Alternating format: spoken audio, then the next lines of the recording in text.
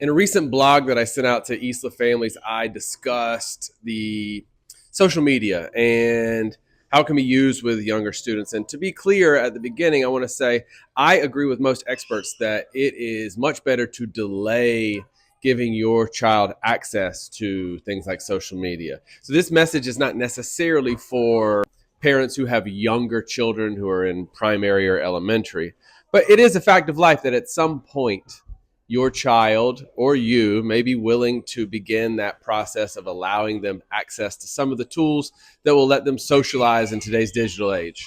And when you make that decision, it's up to you as a parent. But if you do, I want to give you some tips on how to make it most effective. Number one, the algorithms are incredible in good and bad ways. And so if your child is spending a lot of time looking at what you deem to be garbage, here's a newsflash: it is likely because they are engaging with that garbage, right? So take moments, not just to like snoop in a phone or look, but actually to review your child's For You page. And websites like YouTube or Instagram or TikTok have For You pages, which are going to filter and give more content to students that they like or to anybody that they like. So again, if your child is watching a lot of videos that are related to a certain cartoon, it's because when those videos come up, they're responding to them, they're engaging with them, they're either pressing like or they're watching them a lot more.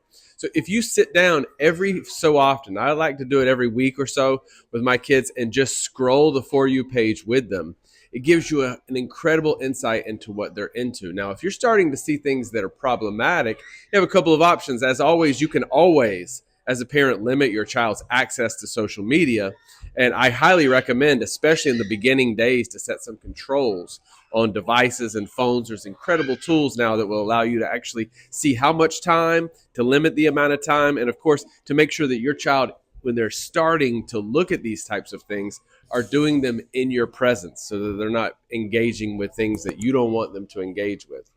As they start to get older and you start to trust a little bit more, and again, I'm mostly talking about for sure high school, but maybe even upper middle school, depending on your philosophy as a parent.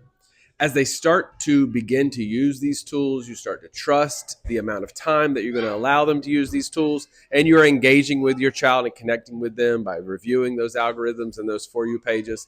One of the tips that I like to make sure all of those types of students understand is that social media and YouTube and all these other platforms can be incredible tools for learning. I mean, incredible tools. And I think so much is wrapped up with students and young people on the negatives of this. But what about the positives? And I wanted to use this to talk about that. When we are doing a unit of investigation at Isla, let's imagine we're doing something like philosophy or light or ancient Rome, anything really broad. One of the first things that I even do as a teacher is to go onto my For You page, search in the toolbar either hashtags or even just for videos related to those topics. And what happens with the algorithm is because I search for that, it starts to feed me content for this. And through that, I have found such incredible teachers. In fact, I believe particularly YouTube and TikTok have become like a medium for the same types of project-based learning and presentations that we value so much at Isla.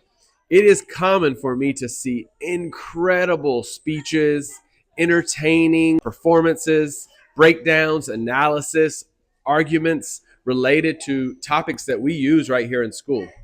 Another great use that I've shared with a lot of students is as they get into high school and they start having dreams about particular career fields or about universities, if you search for those, follow some of those admissions officers or follow some of the experts in those fields, again, your feed is starting to be filled with educational opportunities. And if your child is going to be on social media, if you're going to allow that, what better way for them to receive the benefits of this than to be exposed to some of the world's greatest experts and authors and scientists and university admissions officers and all the things that are going to further their career? I mean, I think so often it's really difficult for people to talk about the advantages of these types of tools for young people. But I also think as parents and as adults, as school leaders, if we show our children what you can do with them, the great things about them, if we show them that these can be a tool and not a weapon, then we are the ones introducing them to the right way to use these. Of course, everybody can go astray, and all children, especially even high schoolers, need some supervision on this and a constant review of things like that For You page. But I think there's incredible benefits to it. And if you involve yourself, if you learn how to use them, if you're not familiar with these apps, but your kids are on them, I highly recommend that you at least take an opportunity to check them out because they are a part of life.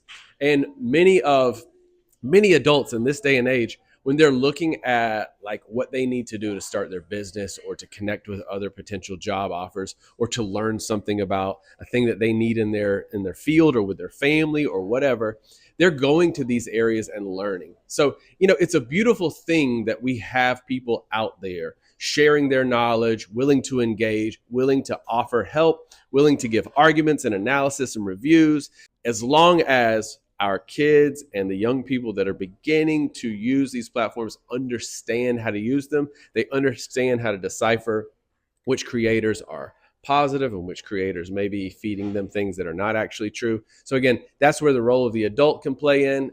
And I highly recommend engage with your child, but also recommend to them that these are positive. There are positive ways to use these platforms. And if you're going to use them, give them those positive ways.